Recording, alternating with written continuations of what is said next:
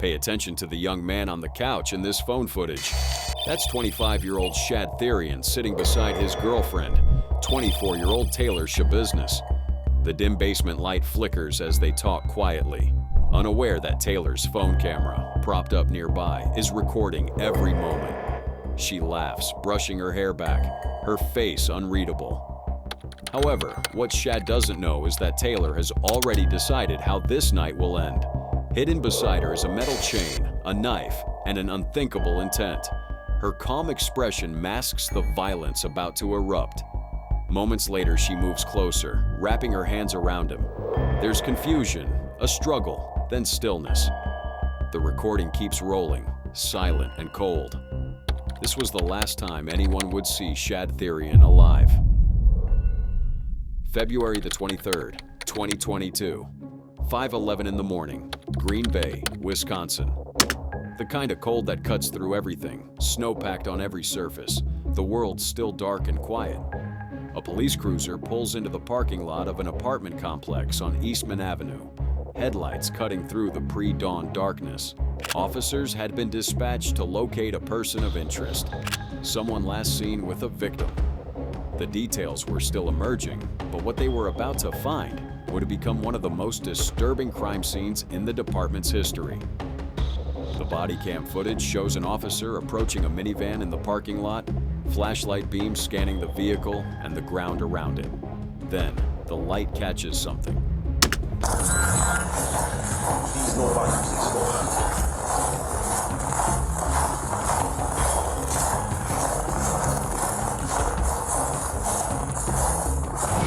Dark stains, scattered across the white snow like some kind of macabre pattern. The officer moves closer, the flashlight revealing more. I just tripping. Bloody footprints. You see this right here? Could possibly be blood. A footprint, distinct, pressed into the snow, and it's sitting right in the middle of one of those dark drops. The officer kneels down, inspecting what they're looking at more carefully. You see this right here? Could possibly be blood. The trail led them toward the apartment building. Blood evidence outside, someone inside. The pieces were coming together, but the full picture was still hidden behind that apartment door. Later, in court testimony, the officer would describe exactly what they documented. That's right. And what do you recall observing? It looked like a couple of drops of blood in front of the vehicle, along with a footprint that was within, or that encompassed one of the drops. The officers approached the building.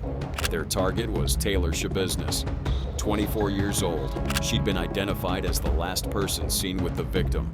When they reached the apartment, she was there. Hi, Taylor. How's it going? Officer Russell with the Green Bay Police Department.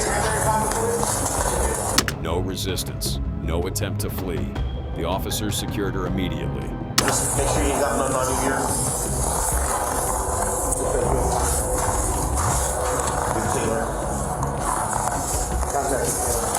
Taylor, you have one more for your wrist. Just put your hands behind your back, please. They brought her inside, trying to establish what they were dealing with. Basic questions. Procedural. Where are you staying? What apartment?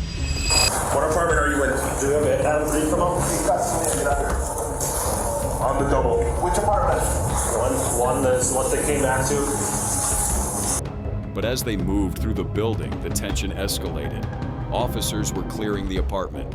Voices raised, commands being shouted. You, come over here. 2 more will be fine. If 84 is here. Hands up! You have contact with the mail. Hands up! Walk out toward me! Have a seat. Have a seat. Get on the ground! Shabiznes was seated on the stairs now, handcuffed, calm in a way that felt wrong, given everything else happening around her. An officer asked her directly, Who else is inside? Who else is in the apartment? Be straight up. Tomes? Who else? Just Tomes? Is he armed? One name, one person. And when officers asked about weapons, about any additional threats, Her answer was simple. Nobody's armed? Nobody's armed. You sure? The officers moved deeper into the apartment. What they found inside would confirm their worst suspicions and then exceed them. But outside on those stairs, Taylor Shabiznis sat quietly, compliant, eerily composed. When they brought her to the station, the investigation continued. Photographs, documentation, the evidence was everywhere, on her hands, on her clothing. When you got to the Green Bay Police Department, what further steps did you take? We placed her in interview room 3, I believe, where I had Officer Kenny assist me with taking photographs of what looked like smeared blood on her hands and on her clothing. I also had her remove the sweatshirt that had what appeared to be blood on it, as well as her socks and her shoes. When the officers collected everything, her jacket, her hat, all of it potentially critical evidence, so that Miss Shabiznis could get temporary clothing because we wanted all her clothes as evidence. throughout the process, they were careful. Commands, not questions. They weren't interrogating her yet, just securing evidence. Following procedure.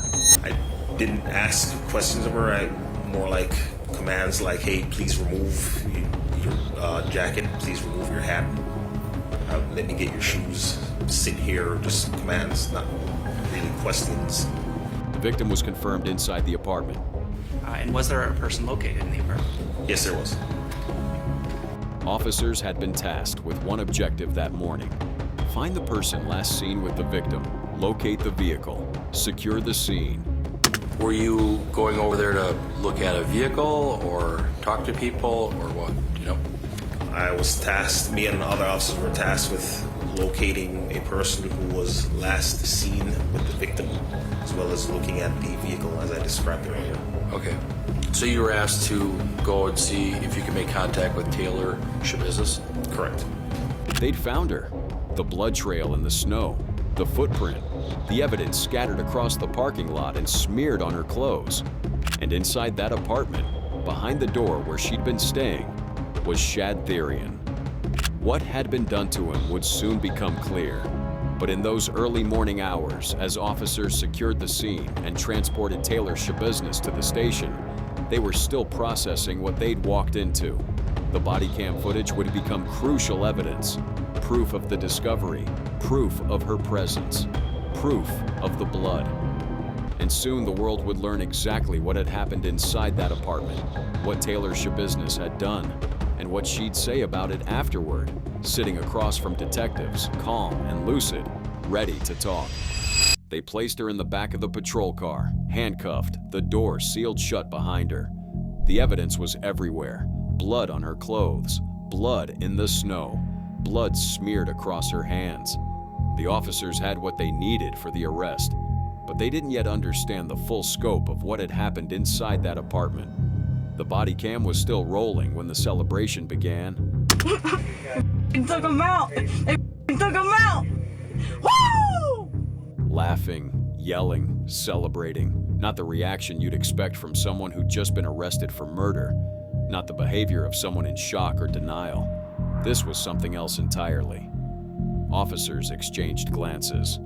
The disconnect between what they'd found and how she was acting was immediate and unsettling. At the station, the detectives started with the basics, working their way toward the core of what had happened. And when they reached the question of how Shad Therian had died, her answer was direct. According to Shabiznis's police interviews, she used a dog chain to strangle Therian. She didn't stop when he turned purple. Not just an admission, A confession that she enjoyed it. The detectives pressed further, trying to understand the motive, the reasoning behind what she'd done. They needed context, something to make sense of the horror inside that apartment. Her explanation was as disturbing as the crime itself. This is the thing that I have, I've always had, you ever love something so much that you kill it? It happens to me. That's the feeling that I have. I love something so much that I kill it. Love twisted into violence. A rationale that made no sense outside her own mind. The detectives had dealt with countless homicides, heard every kind of justification, but this philosophical framing of murder as an act of love was something different, something deeply broken. The body had been dismembered, parts scattered throughout the apartment and basement. The disposal pattern suggested planning, effort, deliberate action. The detectives wanted to know how and why. Do you have any experience, like being a butcher or anything like that? Like meat processing, deer hunting, anything like that?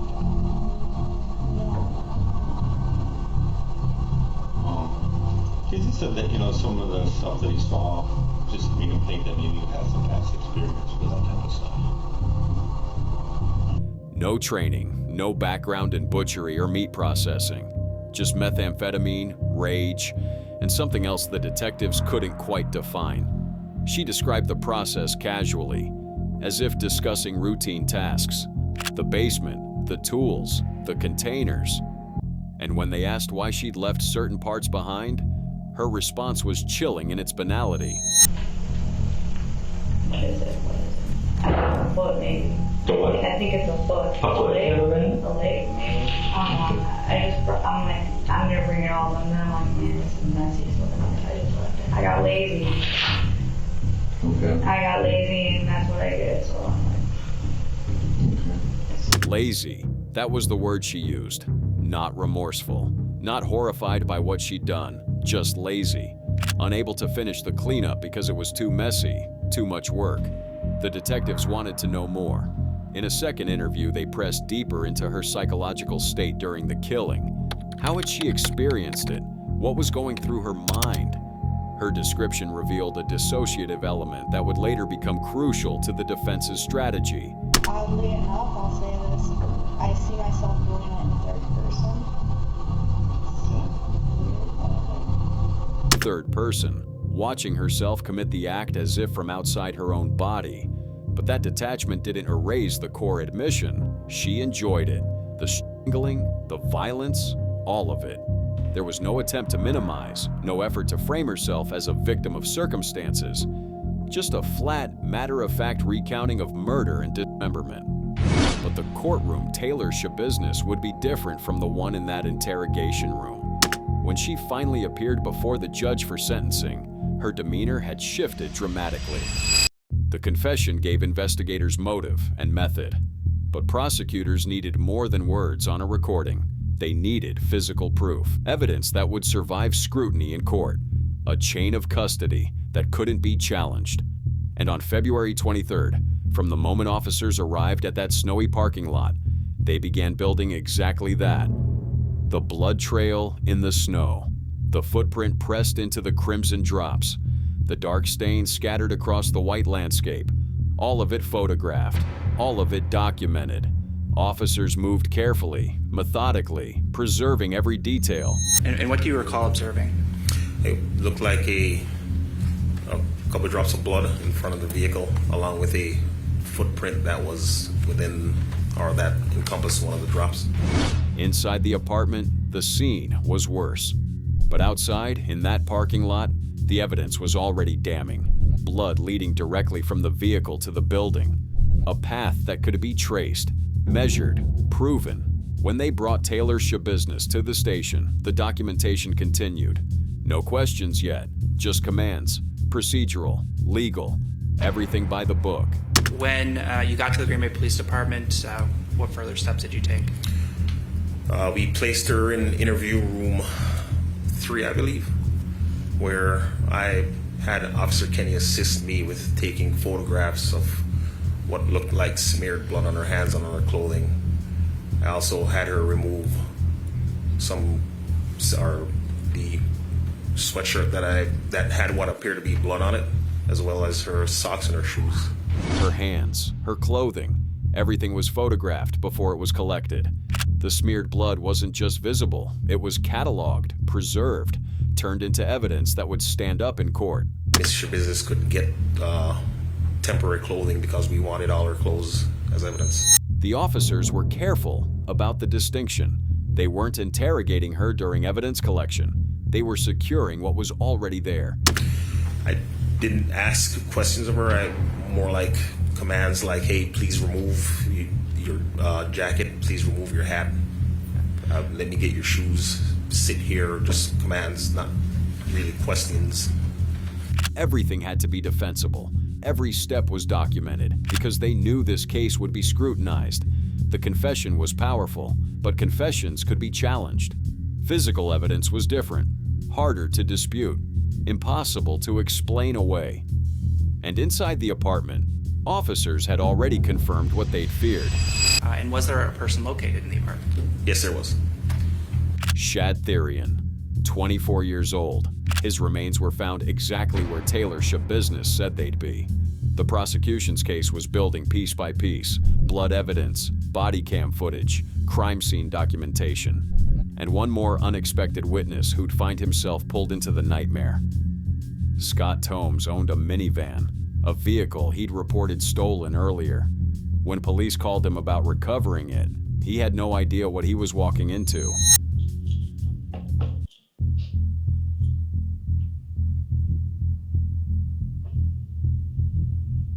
Wait, wrong footage. Let me back up.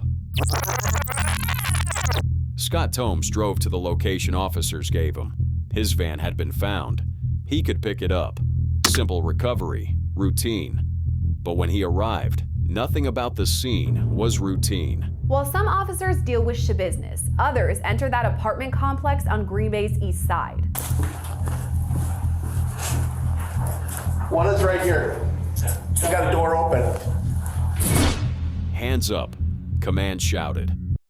Tomes walked out of the apartment slowly, confused, trying to understand why the vehicle recovery had turned into an arrest. He'd called the police. He was the victim of a theft, and now he was being handcuffed. The officers had their reasons. The minivan was tied to a homicide investigation. Anyone connected to it was a potential person of interest. But from Tomes's perspective, the whole situation was surreal. You are correct. What do you mean you're correct? You are correct. Okay. I called the police on her. Why? Because she took off with my car earlier. Okay. She's on ankle bracelet. Okay. I called you guys. Okay. I called you guys, This is for man. something way more important than a stolen car at this point. But still, I called her We're on gonna set you. this way. Eventually, they sorted it out. Tomes wasn't involved. He was just a man whose vehicle had been stolen by someone who'd used it during a murder. But his detention illustrated the ripple effects of the crime. How many lives it touched. How many people found themselves pulled into the investigation simply by proximity. The prosecutors didn't need Tomes as a witness. They had everything else. The body cam footage from the arrest, the photographs of the blood evidence, the crime scene documentation, the chain of custody forms. Every piece of physical evidence had been collected properly, documented thoroughly, and preserved for trial. When the case went to court, the defense would challenge Shabusiness's mental state. They'd argue she wasn't capable of forming intent, that her drug use and psychological issues rendered her legally insane. But the evidence would tell a different story. The evidence was overwhelming. The confession was documented. It didn't take long before the conviction was secured. But the courtroom wasn't finished. Before sentencing, there was one more voice that needed to be heard. The people who'd lost the most. So then, I know Mr. Saunders, you had indicated there was something regarding the victim impact statement you wanted to do. Was it going to be read in, or how did you want to handle that? I believe now two family members of the victim wish to orally address the court judge. I think just orally is a victim impact statement. Very good. 2 members of Shad Therian's family had prepared statements.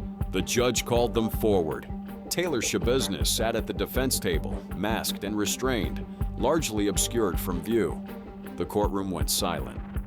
Kelly Therian approached the microphone first. Shad's father, the man who'd raised him, watched him grow, and then had to identify what was left of him in that basement. His statement didn't begin with grief. It began with fury. I basically just wanted to say that there's no excuse for what you've done. I don't care if it's drugs, upbringing, you know.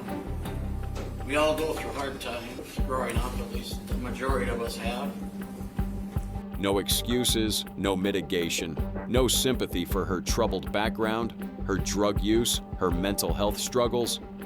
Kelly wasn't interested in explanations. He was interested in accountability.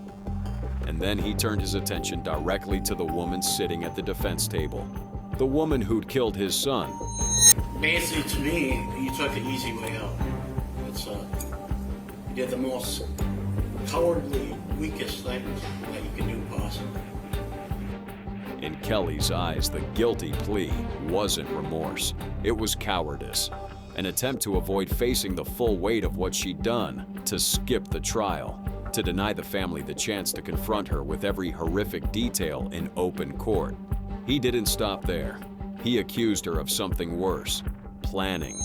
I believe you used that and you had this plan and took your opportunity when you did. There's no excuse, I don't see it no other way. The relationship, the trust, the intimacy, all of it, in Kelly's view, had been weaponized, used to get close, to create opportunity, to execute a plan she'd been nurturing long before that night. His voice grew sharper, more pointed. He quoted something Shabaznis herself would have heard before, a warning given in recovery programs across the country. It's going to be jail, institution, or death. And you chose that path, and you chose the wrong path. Jail, institution, or death. The three endpoints for addicts who refuse help. And according to Kelly, she'd chosen her path. Chosen to keep using. Chosen to keep spiraling. Chosen to drag his son down with her. The defense had emphasized rehabilitation, the possibility of change, the hope that Taylor Shabaznis could one day become a different person. Kelly rejected all of it with a single rhetorical question. Is Shad's mother going to ever rehabilitate from this?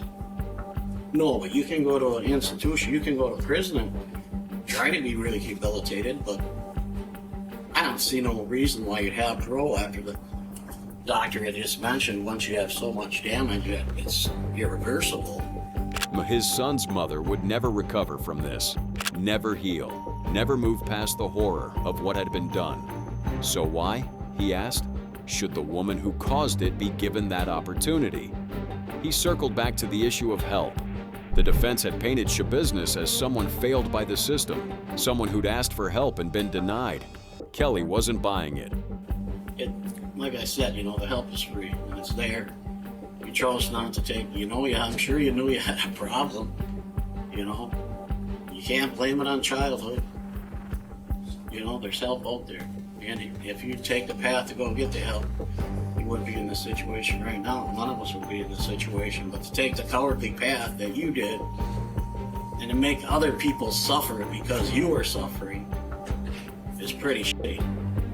Help was available, free, accessible. She'd chosen not to take it, and in making that choice, she'd made others suffer for her own pain. And then came the moment that would dominate headlines. The comparison that shocked even a courtroom prepared for raw emotion. You meet the same fate as your idealistic Jeffrey Dahmer. So have a good life, shit business. The gallery erupted in applause. The judge didn't stop them. And at the defense table, Taylor Shabaznis shifted slightly behind her mask.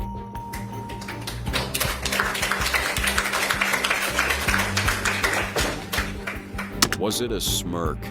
Impossible to tell for certain. But the timing was noted and added to the growing record of her inexplicable behavior throughout the case. Kelly Therian stepped away from the microphone. His statement was finished, but the family wasn't done. Michael Therian approached next, another relative, another man devastated by the loss of Shad. But his approach was different. Where Kelly had brought fire, Michael brought something more conflicted. Michael Therian. Go ahead. Taylor, I just wanted to say that I forgive you for what you've done to my son. Forgiveness. The word hung in the air, startling in its contrast to what had come before. But forgiveness didn't mean absolution. It didn't mean acceptance. And it certainly didn't mean Michael thought she deserved freedom. He spoke about Shad, who he'd been, what he'd meant to the family. Yeah, you made a bad choice, and now you have to live with it but I'm gonna miss Shad. He was a wonderful child too. Growing up, just mild mannered and just happy, and I know he made a bad choice. And then Michael addressed the judge directly with his own request. And I'm gonna ask the judge if he can, if she can see the streets again sometime. It may not be soon, but. Forgiveness didn't mean clemency. It didn't mean a lighter sentence. It meant Michael was choosing not to let hatred consume him the way it had consumed her. But he still wanted justice, still needed to know she'd never walk free. He ended his statement with something unexpected: hope. Not for himself or his family, but for her.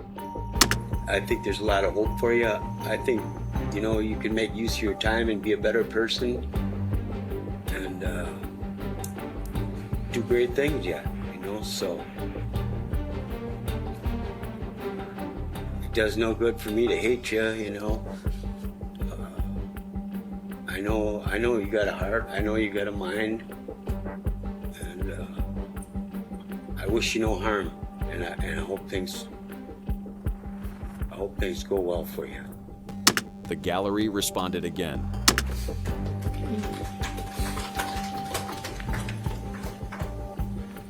Two statements, two entirely different approaches to the same unbearable grief.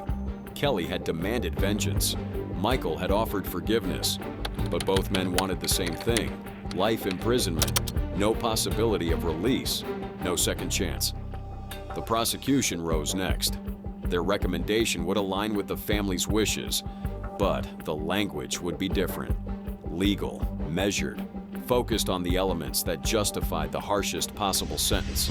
Ultimately, the state's recommendation is that the defendant not be eligible for release at any point onto extended supervision. First-degree intentional homicide, the most serious offense in Wisconsin. In this case, the prosecutor argued, represented one of the worst examples of it they'd ever seen. Really, the manner and nature of which Ms. Business caused Shad's death in this case, I think, is really one of the more egregious, frankly incomprehensible methods. Egregious, incomprehensible, words that barely captured the horror of what had been done in that basement. The strangulation, the dismemberment, the casual disposal of human remains like they were trash. The victim impact statements had given voice to the family's pain. The prosecution had framed the legal justification. Now it was the judge's turn. And sitting through it all, masked and largely silent, was Taylor Shabusiness. The courtroom had heard from everyone except her, and soon the judge would decide her fate. The prosecution had made its case. The family had spoken their pain and their fury. The courtroom had heard it all.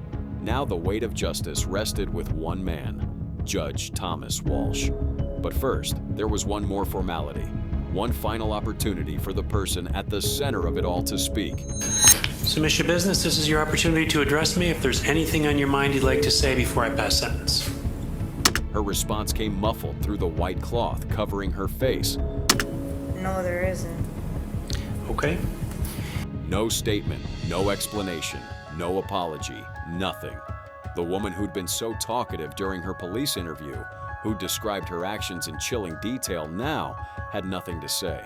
She'd chosen silence for the moment that mattered most. Judge Walsh nodded, then began the deliberation that would determine the rest of Taylor Shabusiness's life. When passing sentence on cases like this, the court has to consider the factors set forth in State versus Gallion. So I have to consider the gravity of the offense, the character of the defendant, the need to protect the public. 3 factors: gravity of the offense, character of the defendant, need to protect the public, standard legal framework. But nothing about this case was standard. The judge leaned forward, and what came next wasn't just a recitation of facts. It was a comprehensive examination of who Taylor Shabusiness had been before she became a murderer. The defendant's character, I can say that over the course of this case, I've learned a great deal about you, Ms. Shabusiness. First of all, you were born in Chicago, lived there until you were about age 10. 12 rather. You seem to have had a stable childhood. You were loved by your mother and your father and your brother. She'd been loved. She'd had a family, parents, and a brother who cared about her. But tragedy had marked her early.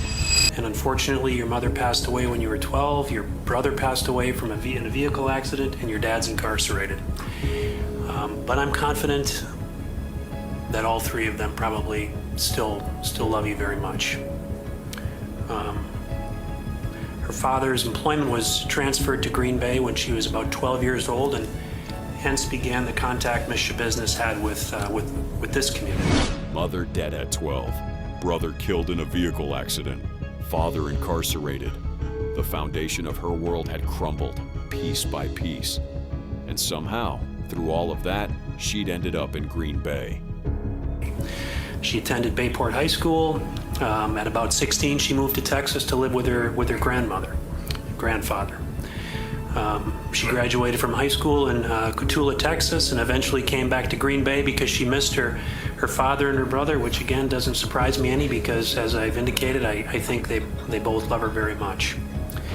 The judge noted something unusual then, something rare among defendants who sat in that chair. Taylor Shabusiness had actually worked, held jobs, tried to maintain employment.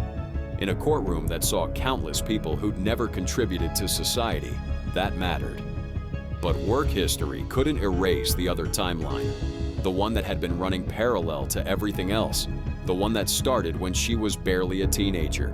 Marijuana at 12, cocaine at 18, methamphetamine at 18. A progression that accelerated through her 20s until drugs became the defining feature of her existence. The defense had argued that drug-induced psychosis had rendered her incapable of understanding her actions, that the methamphetamine had fractured her reality beyond repair. Judge Walsh paused. He'd seen the police interview, the body cam footage from the hours after the murder, and what he'd observed directly contradicted the defense narrative. Right then and there, she seemed to be very lucid in what she was doing. But I don't doubt that there's a long history of drug use, serious drug use. She'd been aware, tracking, understanding, answering questions coherently, describing what she'd done with disturbing clarity. That wasn't someone lost in psychosis.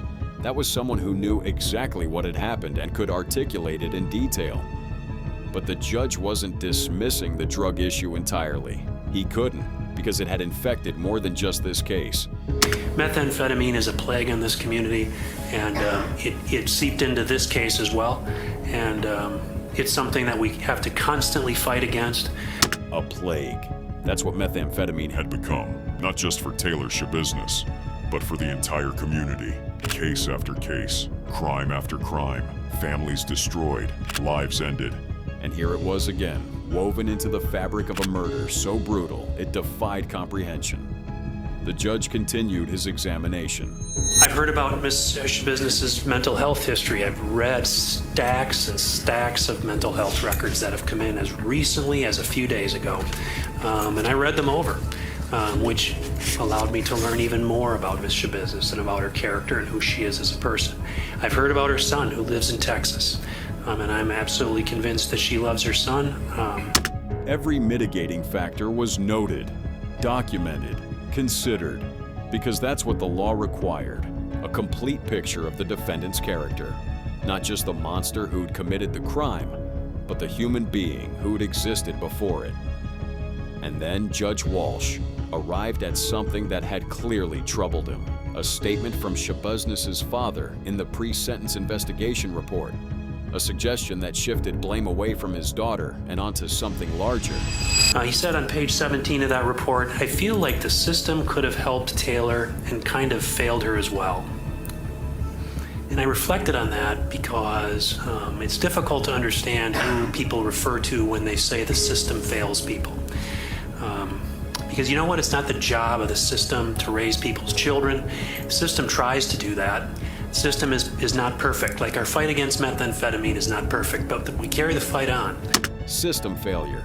The idea that the government, the courts, the social services, all of it had somehow failed Taylor Shabusiness, That if the system had worked properly, this wouldn't have happened.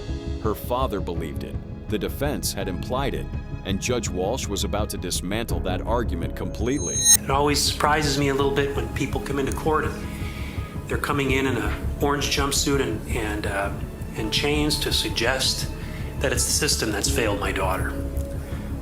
There's a certain irony in that, there really is. The irony wasn't lost on him. The very system being blamed for failing Taylor Shabusiness was the same system that would now punish her for what she'd done. The same courts, the same justice process, and the suggestion that it had somehow caused this crime disturbed him deeply. Judge Walsh rejected it, firmly, philosophically. You're not responsible for where you come from, but you are responsible for the choices you make about where you're going.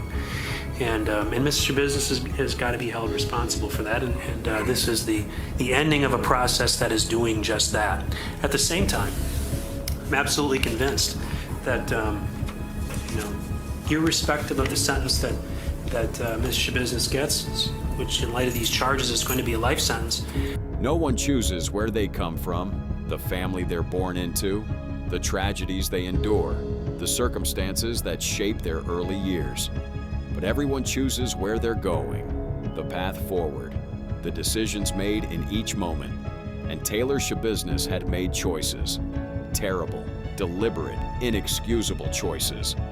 The judge's voice grew heavier, because now he had to address what those choices had produced. The crime itself, the thing that had brought them all into this courtroom. What you see, what you hear about, and what we heard about in the trial. This crime offends human decency, it offends human dignity, and it offends the human community. It really does. When someone loses their life needlessly, it's tragic. It really is. It's tragic for family and friends and community. Human decency, human dignity, the human community, all of it violated by what had been done in that basement. The strangulation during sex, the dismemberment, the packaging of body parts, the casual disposal. Every element pushed the boundaries of what courts typically see in homicide cases. And as he described the mutilation in detail, something happened at the defense table. When life is taken by from a person in the fashion that it was in this case. A movement, subtle, her handcuffed hands rising slightly. The first visible reaction she'd shown during the entire hearing. Whether it was shame, discomfort, or something else entirely, no one could say for certain. But it was the one moment she couldn't remain completely still, was when the judge laid out exactly what she'd done to Shad Therian's body. Judge Walsh had weighed everything. What remained was Shabusiness sentencing. And it came. And that's first-degree intentional homicide as a repeater. It's a Class A felony. I'm going to impose life imprisonment without the possibility of extended supervision. I believe that's appropriate in light of the findings that I've already made. Life imprisonment, no possibility of extended supervision, no parole hearings, no second chances. Taylor Shabusiness would die in prison.